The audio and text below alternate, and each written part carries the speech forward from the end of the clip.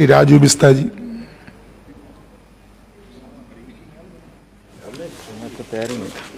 बहुत धन्यवाद सर। मैं इस जो रेड्डीपा जी ने जो रेजोल्यूशन मूव किया उसके ऊपर बोलने के लिए खड़ा हूं। और उससे पहले सर, क्योंकि स्वागतदा मैं उनकी बहुत इज्जत करता हूं, उम्र में भी बड़े हैं और बहुत ज्ञानी हैं, लगा लीजिए कान में। लेकिन टीएमसी में एक समस्या ये है कि जो ये बोलते हैं वो तो ममता दीदी को सुना देते हैं, लेकिन बदले में इनको जो जवाब मिलता है वो कभी नहीं सुनाते। इसीलिए मैं इस बार आपसे आग्रह करूंगा, जो मैं कह रहा हूं वो भी जरूर उनको सुनाएं और जरूर पूछे। मैं पश्चिम बंगाल दार्जिलिंग से आता हूं और please Bista ji, Bista ji sir, ये मुझे बीच में डिस्टर्ब कर रहे हैं। You address to chair. Sir, मैं नया सांसद हूं मुझे लगता है, लेकिन मेरे भी राइट उतने ही हैं जितने स्वागतदा के हैं। No, why you are going there? Sir, you come to... sir मैं ये कहना चाह रहा हूं, देखिए पश्चिम बंगाल की जो विशेषता है और आजादी के समय जो पश्चिम बंगाल था और आज का पश्चिम बंगाल मैं आपके समक्ष रखना चाहता हूं। पहले तो मैं क्षमता बताना चाहता हूं। सर, पश्चिम बंगाल में 200 किलोमीटर का कोस्ट लाइन है, यानी आप इंपोर्ट एक्सपोर्ट कर सकते हो व्यापार के लिए। दूसरी बात, 4,500 किलोमीटर से ज्यादा की जो है रेलवे लाइन है। 4,500 किलोमीटर की सड़क नेशनल हाईवे या स्टेट हाईवे है। छोटी और बड़ी पीएमजीओएस के सड़कें मिला दो तो 90,000 से ज्यादा का जो है सड़क लाइन है। एग्रीकल्चर सबसे ज्यादा हो सकता है क्योंकि वर्षा सबसे अधिक पश्चिम बंगाल में होता है। धान भारत में दूसरे नंबर पे सबसे होता है, वहाँ सब्जी भी होती है, हाईएस्ट अनानास होता है और चाय भी होती है। इतना ही नहीं, हाइड्रो प्रोजेक्ट भी पश्चिम बंगाल में होता है।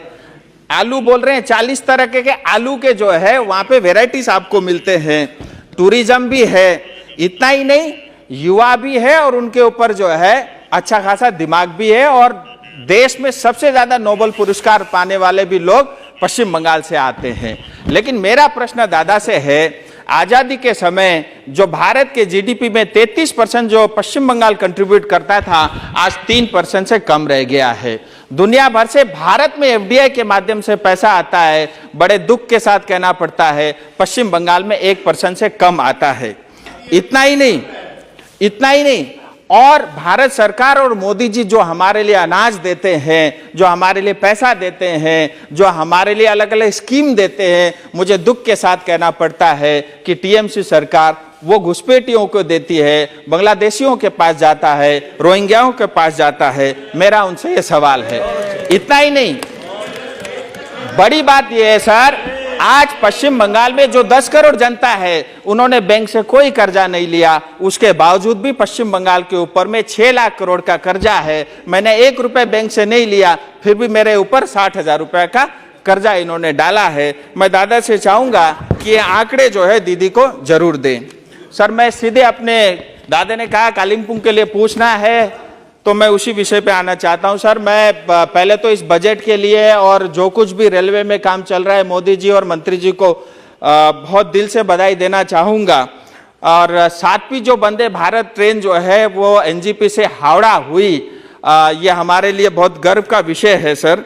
और इतना ही नहीं, पश्चिम बंगाल को रिकॉर्ड एलोकेशन इस बार के बजट में 12,000 करोड़ रुपए दिए हैं। इतना ही नहीं, मैं नॉर्थ ईस्ट से भी आता हूं, मणिपुर में पैदा हुआ, इसलिए यह भी कहना चाहूंगा एनएफ रेलवे को जो है सबसे अधिक 11,000 करोड़ का जो है एलोकेशन मिला है। पहाड़ी क्षेत्र से आता हूं और दार्जिलिंग की खूबसूरती ये है सर, एक तरफ नेपाल, एक तरफ भूटान, एक तरफ बांग्लादेश, और जो है 50 किलोमीटर की दूरी पे चाइना है। बॉर्डर इलाके के लिए, वहां तक ट्रेन जाने के लिए और बॉर्डर इलाके के डेवलपमेंट के लिए, रेलवे लाइन के लिए 1,20,000 करोड़ का जो है बजट रखा है, उसके लिए भी मैं भारत सरकार को बधाई देता हूं। अमृत जो है भारत स्टेशन स्कीम के अंतर्गत पश्चिम बंगाल में 93 स्टेशन अपग्रेड हो रहे हैं, उसके लिए भी मैं बधाई देना चाहूंगा। इतना ही नहीं सर, सेबोक से लेकर के यानी गैंगटोक सिक्किम का जो रंगपू है 42 किलोमीटर की रेल लाइन बन रही है, उसके ऊपर भारत सरकार 10,000 करोड़ रुपए खर्च कर रही है। और उस 42 किलोमीटर में करीब 40 किलोमीटर इलाका मेरी कॉन्स्टिट्यूंसी में आता है और इससे हमारे क्षेत्र के लोगों को बहुत फायदा होगा और आने वाले समय में वहाँ पे और बहुत सारे विकास के कार्य इसके माध्यम से जुड़ेंगे और युवाओं को रोजगार मिलेगा। एनजीपी का स्टेशन है, मॉडर्नाइजेशन के लिए 350 करोड़ रुपए एलोकेशन हो गया है और उसका टेंडर भी हो चुका है और काम जल्दी शुरू हो रहा है। इसके लिए भी मैं भारत सरकार को बधाई देना चाहूँगा। मैं ज़्यादा समय नहीं लूँगा, कुछ थोड़ी डिमांड थी सर, क्योंकि सब लोग रख रहे हैं तो मुझे लगा ये मेरा भी अधिकार है, इसके लिए आपके समक्ष जरूर रखूँगा। वंदे भारत ट्रेन जैसा सिलीगुड़ी से हावड़ा चलता है, ऐसे ही हमारी जनता की इच्छा है कि एनजीपी या सिलीगुड़ी से गुवाहाटी के बीच में भी एक वंदे भारत ट्रेन हो। सिलीगुड़ी स्टेशन, गांधी जी भी वहाँ गए हैं, हेरिटेज है, उसको बचाने के लिए जो है अच्छा, मंत्री जी बोल रहे हैं कि उसकी घोषणा भी हो गई, यानी वंदे भारत ट्रेन गुवाहाटी और जो है सिलीगुड़ी के बीच में चलेगी। सर आपने बोल दिया, ये बुलेट निकल गया, वापस नहीं आ सकता। इसी तरह सर मैं ये चाहूंगा कि सिलीगुड़ी जो एक हेरिटेज स्टेशन है उसका अपग्रेडेशन हो और नए रेलवे लाइन जैसे सेवक और रंगपू के बीच बन रहा है। मेरी जानकारी में यह है कि अल्टीमेटली रंगपू से गैंगटोक जाएगी और गैंगटोक से नथुला तक, यानी नथुला बॉर्डर तक हम लोग पहुंच सकेंगे। इसी तरह सिलीगुड़ी से कालिंपोंग, क्योंकि कालिंपोंग ब्रिटिश के समय में सर कालिंपोंग के पास तक जाने का जो है गेल खोला बोलते हैं, वहां तक था, अभी वो पूरी तरह जो है तबाह हो गया है। तो जनता की इच्छा है सिलीगुड़ी से कालिंपोंग और मिरिक को जो है नक्सलबाड़ी से जोड़ने की भी योजना चल रही है, इस काम में तेजी लाया जा सकता है। और सर तिस्टा से लेकर के बिजनबाड़ी पश्चिम बंगाल के सबसे बड़ा ब्लॉक है, शायद दादा को भी जानकारी में होगा। अगर और एक समय सबसे ज्यादा पूरा व्यापार जो है सिक्किम से लेकर पश्चिम बंगाल वो पहाड़ी क्षेत्र का वहीं होता था, केंद्र बिंदु होता था। तो तिस्टा से बिजनबाड़ी के बीच में जो है रेलवे लाइन हो।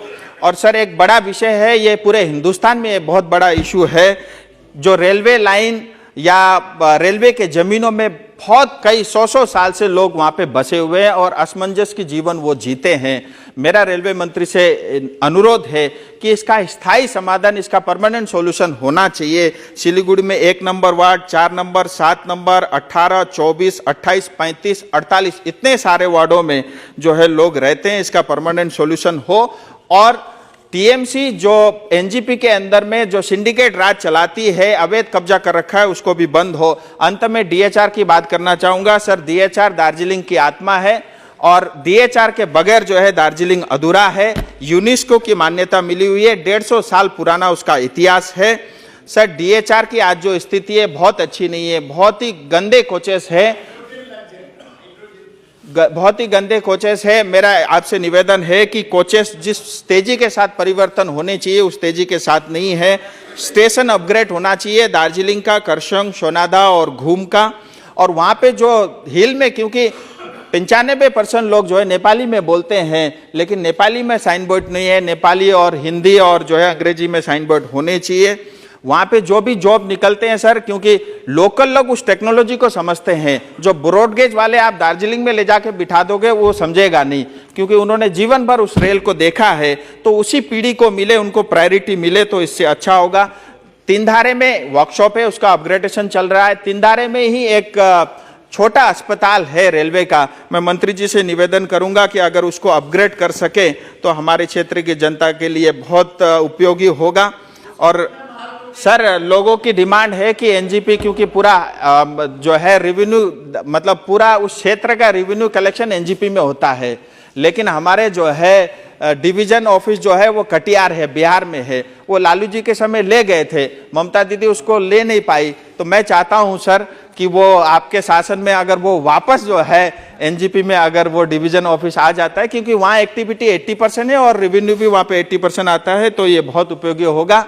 और अंत में मैं एक बार फिर भारत के प्रधानमंत्री और मंत्री जी को बधाई दूंगा। मेरे पास समय इतना ही था, लेकिन आपने इतना कुछ किया है, मुझे लगता है सब लोग बोलने लग जाए तो भी समय कम पड़ेगा। आपका बहुत बहुत धन्यवाद।